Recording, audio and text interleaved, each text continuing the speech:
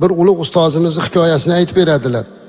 Uylariga bir xontaxta olib kelishlikka buyurgan ekanlar. Onalari xontaxta olib kelsa, onasi ko'rib, bu bolam bu boshqacha ekan, yaxshi emas ekan, boshqasini olib kel debdilar.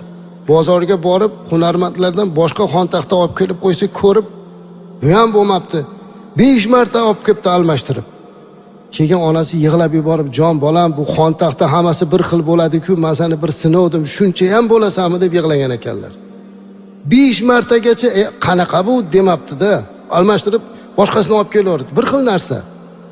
Lekin bu g'animatligini bilganda, o'shuncha ham olim bo'ldi. O'shuncha ham fazilatga erishdi. Shuning uchun bugun ota-onasi hayot bo'lib turgan azizlar, mana sizlarga nasihatim shuki, ota-onangizni suhbatida ko'p bo'ling. Ertaga tushingizda suhbatlashganda yig'lab boshqaga aytib berasiz. Ota-onamiz tushimizga kirib qolsa bir kun yig'lab yuramiz. Bugun otam tushimga kiribdi, gaplashdim deymiz, onam bilan gaplashdim deymiz. Lekin tirik mahalda ularni bir og'iz gapiga bunchalik darajada e'tibor berilmagan. Shuning uchun hozir hayot bo'lib turganlarida ularni suhbati, ularni duolarini olinglar azizlar.